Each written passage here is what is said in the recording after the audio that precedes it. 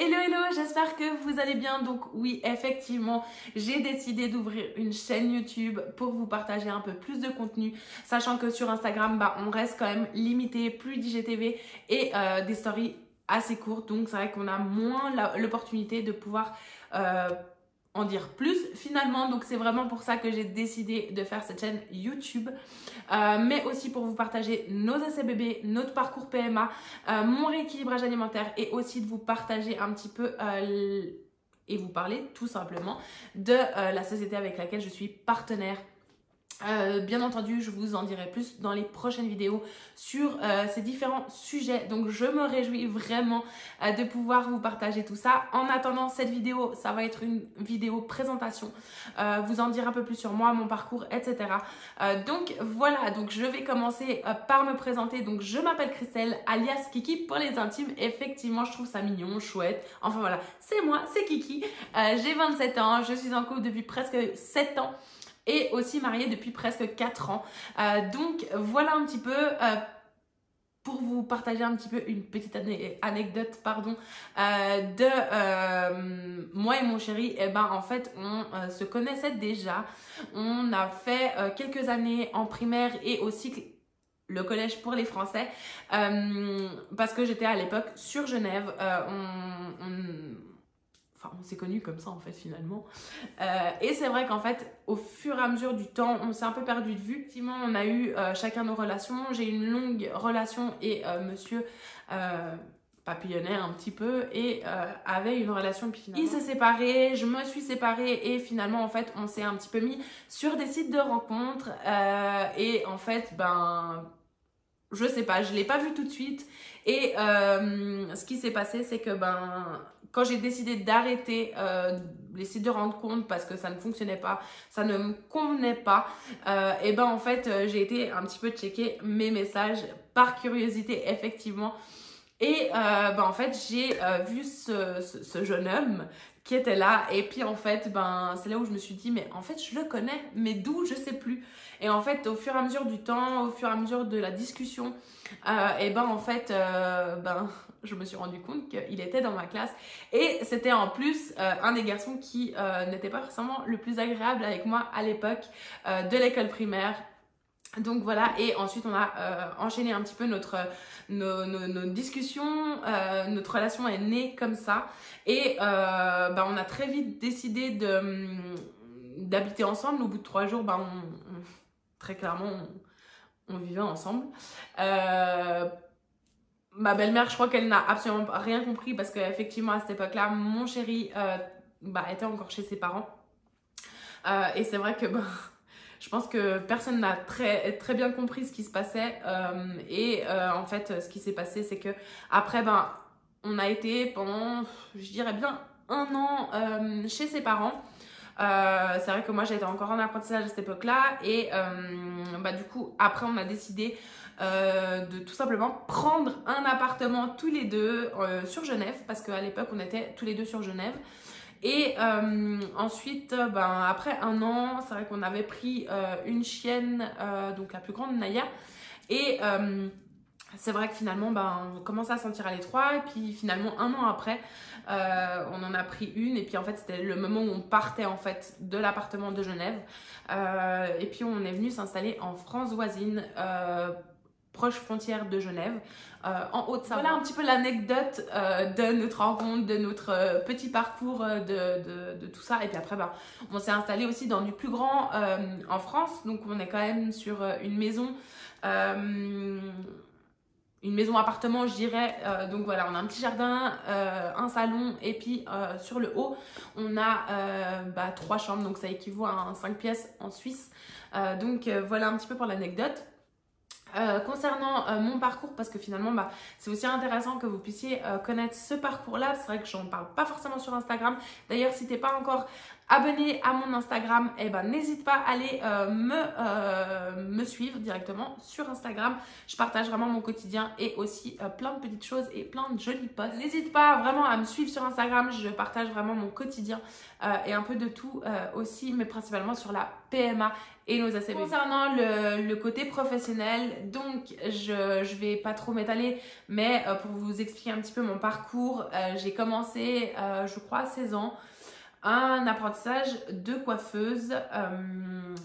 J'adorais et j'adore toujours d'ailleurs ce côté prendre soin de soi. Je voulais commencer dans l'esthétique et finalement en fait les choses ont fait que je n'ai pas pu commencer cet apprentissage et du coup c'est vrai que j'ai enchaîné par un apprentissage de coiffeuse et en fait les choses ont fait que, enfin beaucoup de choses ont fait que je n'ai pas continué cet apprentissage là, patron, ambiance, etc. Enfin voilà, j'ai pas envie forcément de m'étaler sur le sujet. Et puis après, j'ai enchaîné sur l'école de culture générale à Genève. Donc, je crois, si je ne me trompe pas, c'est un peu une équivalence du lycée en France. Je crois, je ne veux pas trop m'avancer. Je ne connais pas trop assez le système français pour vous en dire un peu plus sur le sujet. Et puis ensuite, je me suis très vite aperçue que ce côté un peu social me plaisait beaucoup, ce contact humain.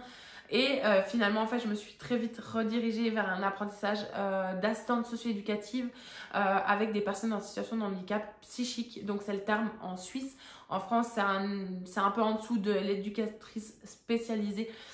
Donc voilà un petit peu pour vous situer. Et donc, j'ai effectué 4 ans d'apprentissage dans mon entreprise. Et en fait, dans l'entreprise formatrice, je ne vais pas dire mon entreprise, ce n'est pas absolument pas la mienne.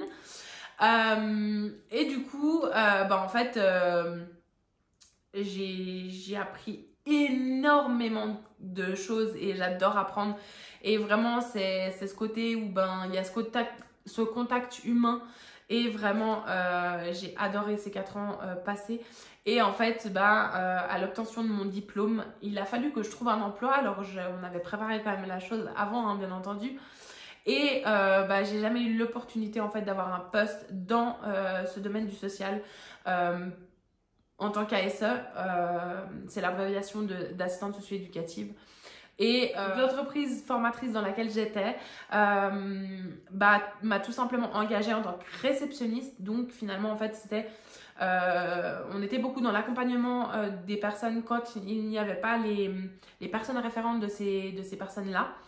Et du coup, il y avait aussi ce côté réception, donc avec personnes qui venaient dans le centre, le téléphone, tout ce qui est ordinateur, enfin voilà.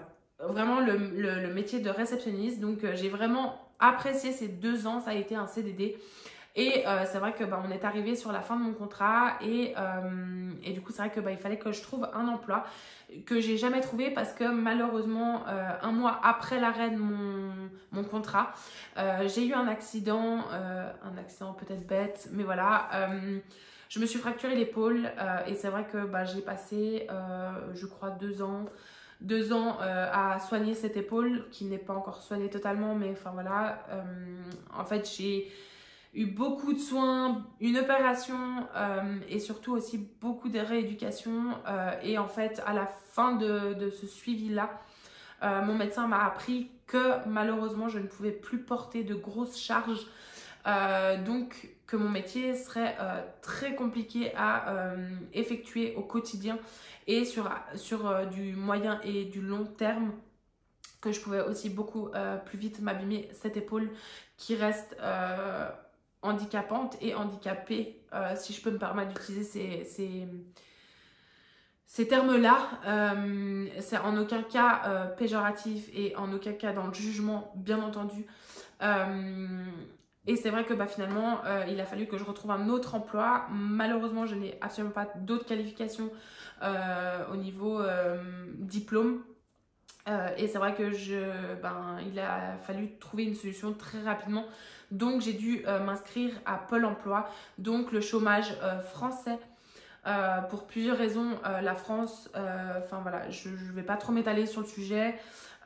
Et du coup en fait bah, je suis inscrite depuis le jour de mon anniversaire à Pôle emploi. J'ai trouvé une formation, donc j'essaye de faire des séances d'information pour un petit peu voir ce qui peut me plaire et peut-être que j'ai finalement trouvé quelque chose qui me plaît. Mais je vous en parlerai sur une autre vidéo, bien un petit peu sur ce côté professionnel.